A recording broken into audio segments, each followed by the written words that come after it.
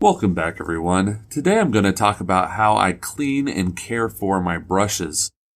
Recently, I was talking to a fellow painter who revealed that they were going through several high-quality brushes every few months, and they were astonished to find out that I was using the same brands that they were, Winsor, Newton, and Raphael, and yet my brushes were lasting 1 to 2 years.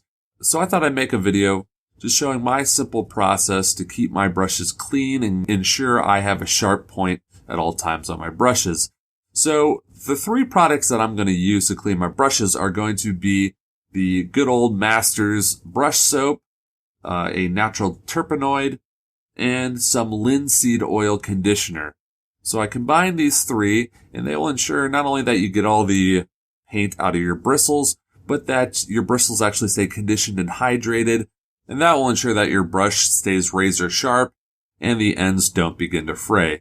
So here is my old Winsor Newton number 2, which I've had, I think this one's nearly 2 years old, along with, I think, a number 1 and a Raphael 8404. And both of these brushes, all these brushes are pushing 2 years old, I believe.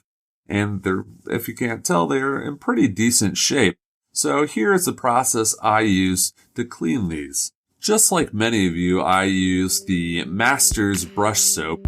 But instead of just using water and working the brush into the Masters soap and then drying it off, I go kind of a step further. So I don't use water with the Masters brush soap. Instead, I use this natural Turpernoid, which is non-toxic. It kind of acts almost like a white spirit, except this type of Turpernoid is not corrosive. It's not going to hurt your natural sable brushes.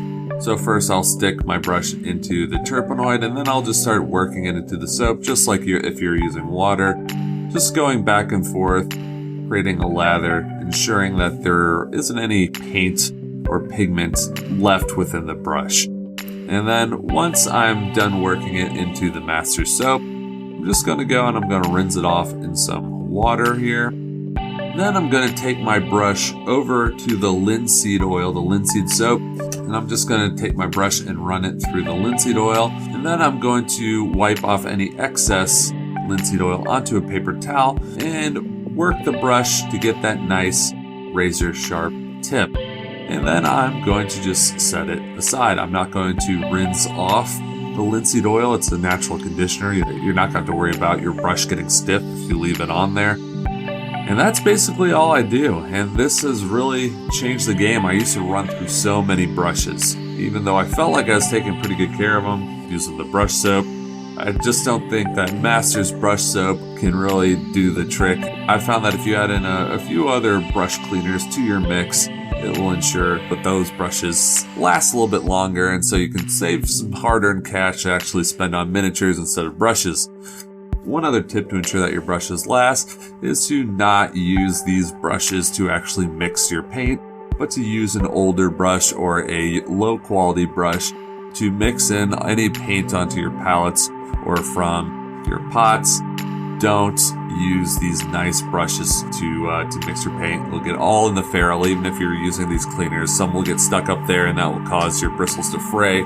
So that also kind of changed the game for me. When I stopped actually mixing the paint with my good brushes, they seem to last a lot longer. And the last tip I'm going to give you is if for some reason you forget about a paintbrush and you get dried paint on it, oftentimes that kind of spells the end for that paintbrush. But if you want to go nuclear on the paintbrush, if you really want to get that paint off, sometimes I will use isopropyl alcohol, and I find that is one of the most effective ways of removing paint from a brush, especially dried paint. Now, I hear that the alcohol can wear at the binding of the brush and can cause your bristles to fray if you use it excessively.